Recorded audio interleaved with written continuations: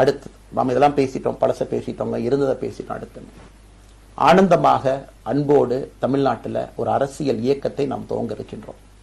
இது அரசியல் இயக்கமா, கட்சி இல்லையா அப்படின்னு நீங்க யாரும் கேட்கவே வேண்டாம். கண்டிப்பாக தமிழகத்தில் அடுத்து நடக்கக்கூடிய தமிழகத்தினுடைய பொது தேர்தலில் நம்முடைய கட்சி போட்டியிடும், அதில் எந்த மாற்று கருத்தும் இல்லை. அதற்கு நம்ம தயார் பண்ணணும், நிறைய லீடர்ஸை தயார் பண்ணணும், நிறைய கேடர்ஸை, வாலண்டியர்ஸை தயார் பண்ணணும், உத்வேகத்தோடு தயார் பண்ணணும். அவங்களுக்கு அந்த ஸ்கில் செட்டை நம்ம உருவாக்கி கொடுக்கணும். அதற்கு கொஞ்சம் நேரம் ஆகும்.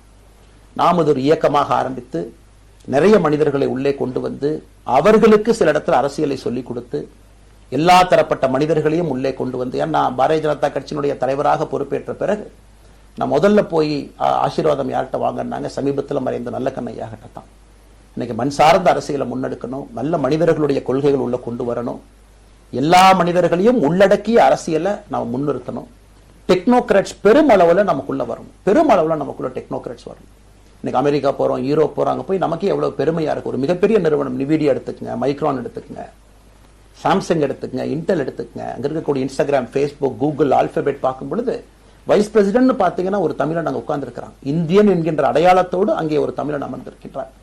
என்னுடைய கனவு உங்கள் பல பேர்த்து போல அவர்கள் எல்லாம் திரும்ப இங்கே வந்து அரசியல்ல ஏதோ ஒரு விதத்துல கான்ட்ரிபியூட் பண்றதுக்கு நம்முடைய இயக்கமும் நம்முடைய வருகின்ற காலத்துல நம்ம ஆரம்பிக்கக்கூடிய கட்சியும் அதற்கு உறுதுணையா இருக்கணும். அத்தனை டேலண்ட் ரிஃபைன் பண்ணி நம்ம கொண்டு வரும். தமிழ்நாட்டினுடைய வளர்ச்சிக்கு எல்லோரையும் நம்ம பயன்படுத்தணும்.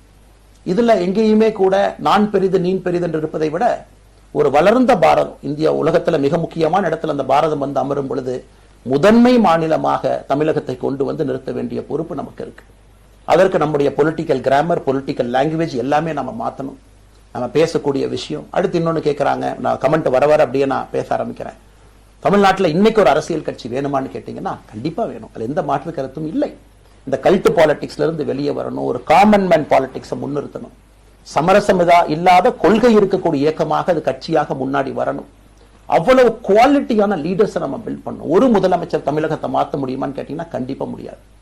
முதலமைச்சர் இருக்கக்கூடிய 35 கேபினெட் அமைச்சர்கள் மாற்ற முடியுமான்னு கேட்டா கண்டிப்பா முடியாது. 234 சட்டமன்ற உறுப்பினர்கள் மாற்ற முடியுமான்னு கேட்டா முடியாது. 39 பாராளுமன்ற உறுப்பினர்கள் மாற்ற முடியுமான்னு கேட்டீங்கன்னா முடியாதுங்க. அவர்களோடு உள்ளாட்சி பிரதிநிதிகளாக இருக்கக்கூடிய கிட்டத்தட்ட 30,000க்கும் மேற்பட்ட பிரதிநிதிகள், பஞ்சாயத்து தலைவர்ல இருந்து ஆரம்பித்து கவுன்சிலர்ல இருந்து ஒரு கார்பரேஷன் கவுன்சிலர் இருந்து மேயர்ல இருந்து, நம்முடைய நோக்கம் எல்லா இடத்துலையும் கிளீன் பாலிடிக்ஸ் கொண்டு வரும்.